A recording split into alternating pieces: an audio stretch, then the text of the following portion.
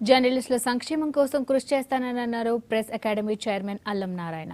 తన పుట్టినరోజు సందర్భంగా వేములవాడలోని శ్రీ రాజరాజేశ్వర స్వామి ఆలయంలో ప్రత్యేక పూజలు చేశారు. ప్రెస్ అకాడమీ ఆధ్వర్యంలో జర్నలిస్టులకు శిక్షణ తరగతులు నిర్వహించే ప్రయత్నం చేస్తున్నామన్నారు అల్లం నారాయణ.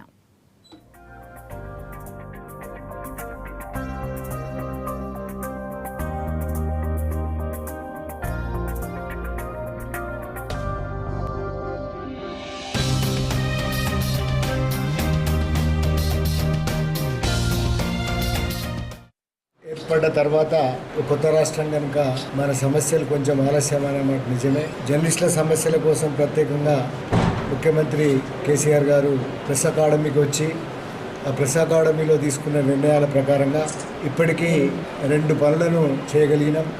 ఒకటి అక్రిడిటేషన్లు. ఈ అక్రిడిటేషన్లు ఎందుకు ఆలస్యమైనాయంటే ఉమ్మడి రాష్ట్రంలో 12,000 హెల్త్ కార్డులు ఉంటే మన దగ్గర 24,000 అప్లికేషన్లు వచ్చినాయి 10 జిల్లాలకి. ఆరోగ్యశ్రీలో హెల్త్ కార్డులను నమోదు చేస్తున్నారు.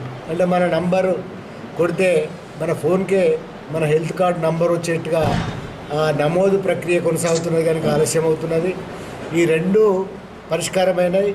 రీసెంట్గా వచ్చిన డబుల్ బెడ్రూమ్ పథకాలలో కూడా జర్నలిస్టులకి మేము రిజర్వేషన్ కల్పించే ఆలోచన చేస్తున్నామని ముఖ్యమంత్రి గారు స్వయంగా ప్రకటించినారు.